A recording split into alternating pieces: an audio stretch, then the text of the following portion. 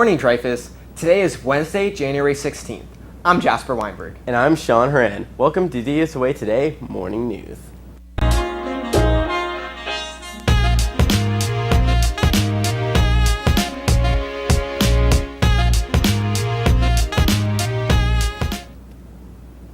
Please stand for the pledge.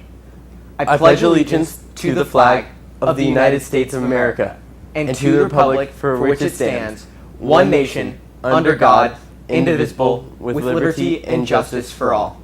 You may be seated. If you are interested in playing social studies academic games, please stop by and see Mrs. Warwick in Building 3, Room 3101 to pick up an information packet and a permission slip. No experience is required. Social studies categories include presidents, current events, and women who changed the world. Tournaments take place on Tuesdays after school. Any student that is taking an AP course outside of school on FLVS or Ingenuity must see Mr. Miller in person by March 1st to order your exam. Today during lunch in my hall there will be an LipDub information session. If you would like your club featured in our school-wide LipDub, please be sure to attend this meeting. Attention sophomores, please purchase your pep rally shirts on School Cash Online by Friday, January 18th. Last year we had more orders than shirts, so get your order in early to avoid missing out. See Ms. Gallardo in room 3104 if you have any questions. Live auditions for the BSU Showcase start today until Friday the 25th. If you are interested in auditioning, go to the front tables in the cafeteria during lunch this week for more information. Prom tickets are on sale now on School Cash Online. They will be $120 through January 31st. On February 1st, the price will go up to $130, and on March 1st, prices will go up to $150. Junior class t-shirts are now on sale on School Cash Online for $15. Purchase yours today. There will be a key club meeting in Mrs. Weir's room today, Wednesday, January 16th. Come enjoy cookies and service. New members, your member IDs and pins will be distributed. Seeds is having their first handwriting event for National Handwriting Day on Tuesday, January 22nd during lunch. Students will have the opportunity to showcase their handwriting through their favorite words or quotes in chalk. Refreshments will also be available. And now we go to reporters Savannah Lee and Nikolas Zimmermann to get more insight on the upcoming South Florida Fair.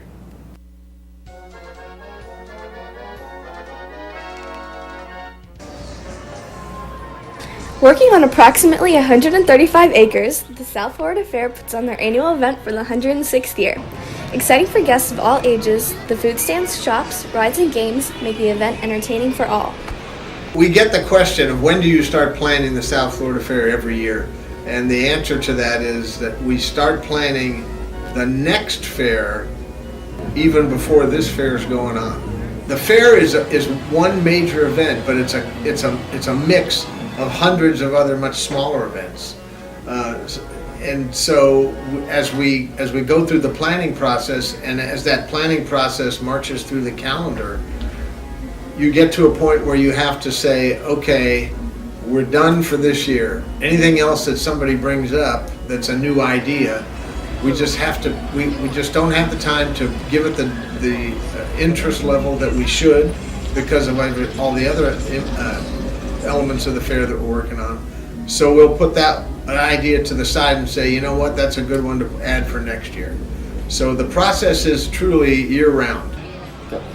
With 78 rides for guests to enjoy, the South Florida Fair sets up the event on a $16 million budget. Between the Midway Sky High to the Big Drop, the fair is extremely popular around the county.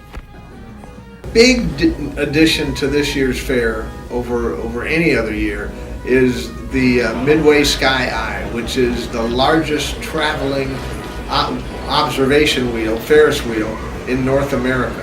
And it's the first time it's ever appeared here. It's only appeared at 6 other fairs and events in the last year. And it's been very popular at the fair thus far. It's a giant Ferris wheel. Those folks who have been at our fair in years past or have been at other fairs and ridden what would typically be called a giant wheel, those wheels are generally about 80 to 85 feet tall. The Midway Sky Eye is 155 feet tall, so it's almost twice the height, and it actually requires clearance from the Federal Aviation Administration to be able to set it up, because it can be a hazard to aviation if it's not properly lit with safety lights. So that's the biggest change. Difficult games located around the fairgrounds with giant stuffed animals appeal to guests looking for a challenge. As the children attempt the fair games, adults can purchase food or shop at stands located nearby, all of which help cover the costs to put on the event. Next year, the fair will open its doors between January 18th and February 3rd.